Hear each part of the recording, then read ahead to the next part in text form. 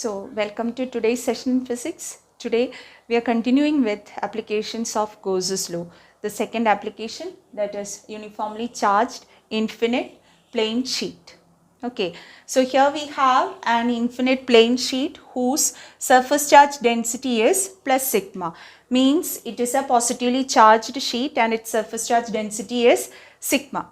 So, first of all, as we discussed in the case of linear charge distribution, we will speak something about the nature of the field and the direction of the field. Okay, so here what will be the nature of the field? So here also the field will be symmetric. That means if we consider all the points which are at a distance r from this sheet, at those points the field will be symmetric.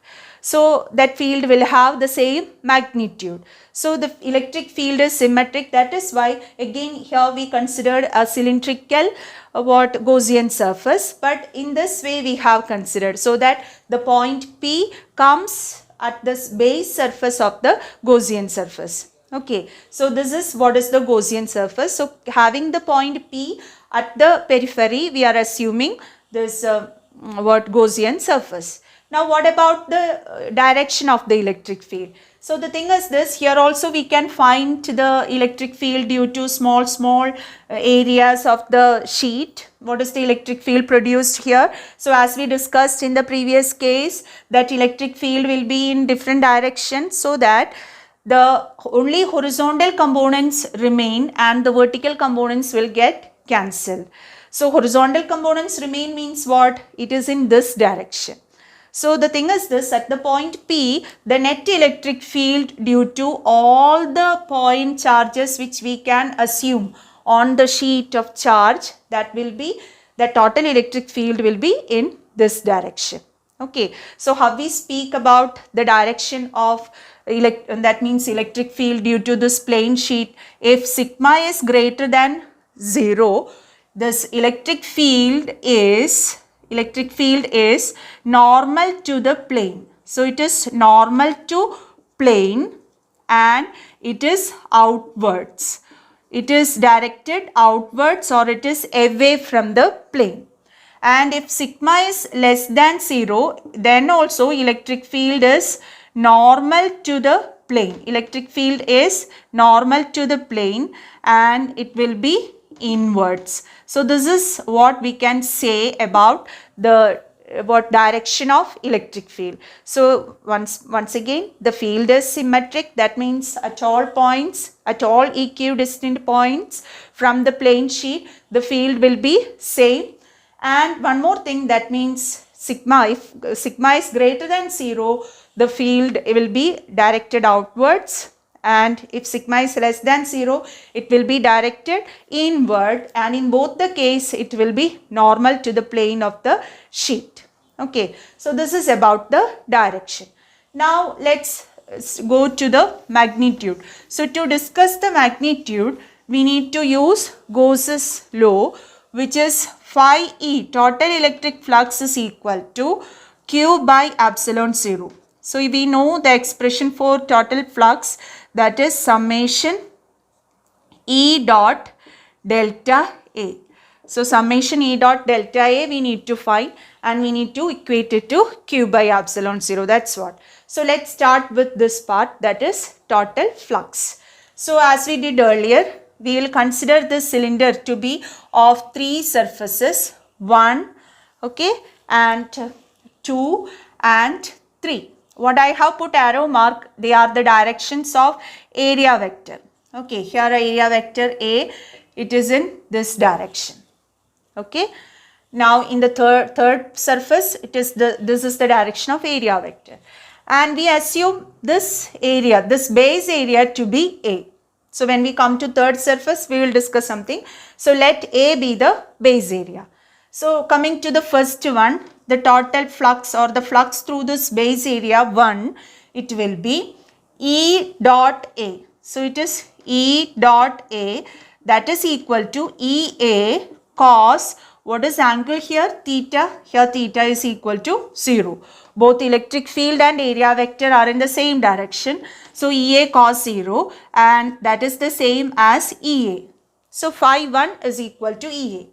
Now coming to the second surface, when we find the flux phi 2, here also base area, because both the base will have the same area, and that will be, this is the direction of area vector, and here also the electric field in the same direction, because we said no, it is outward. If sigma is greater than 0, that is positive, the direction of electric field is outward. So at this surface, both electric field and area vector, because electric field is in this direction because it is outward, normal to the plane outward, and area vector also outward normal. So again here also theta is 0.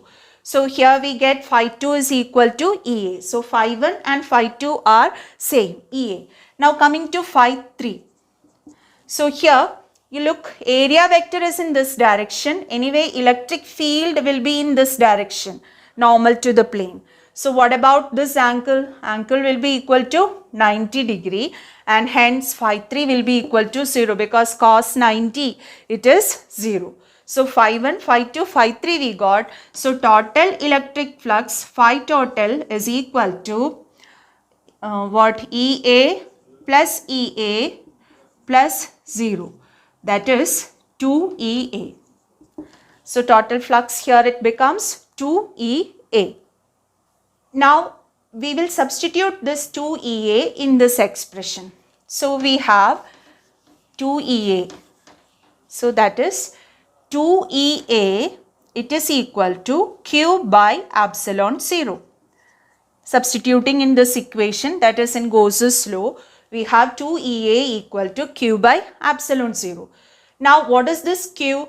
As per statement of Gauss's law, this Q is the charge enclosed by the Gaussian surface. Here what is the charge enclosed? This is the Gaussian surface. So this Gaussian surface encloses this much area of the plane sheet. So only this much area is enclosed by the Gaussian surface. And what is that area? That area is equal to area of this base. So this area is the same as base area of the cylinder. What is the base area? Base area is A, and the surface charge density is sigma. So how much charge is enclosed? That Q, it will be equal to sigma A. So the charge enclosed by the Gaussian surface, that is equal to sigma A. So this equation becomes sigma A by epsilon 0. So in this equation, A and A will get cancelled, and E we get as sigma by 2 epsilon 0. So this is the expression for electric field due to uniformly charged infinite plane sheet. Okay, and here you can see there is no dependence on R.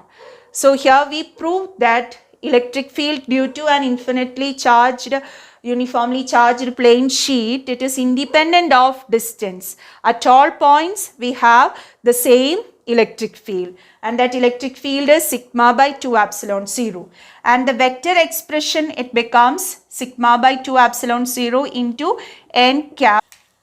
So here the direction of electric field is shown by this n cap. So n cap is the unit vector normal to the plane outwards if sigma is greater than 0. When sigma is greater than 0, it is like this. When sigma is less than 0, it is like this. Unit vector normal to the plane inwards when sigma is less than 0. So this is how we can explain what the direction of electric field due to this plane charge distribution. And one more time I am telling that point, that is, this question can come like, show that the field due to uniformly charged infinite plane sheet of charge is independent of distance. So what the question means is doing the same. So till this we have to do, by that we are proving that it is independent of distance, because in the equation there is no term in R. Okay, so that's what. Now let's go for a slideshow. These slides will help you to write the notes on this topic. This diagram also self-explanatory. So instead of A, here they have shown dA. So both are same, and the final equations.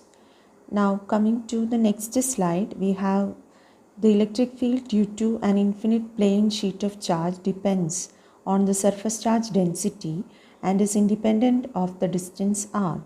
The electric field will be same at any point farther away from the charged plane.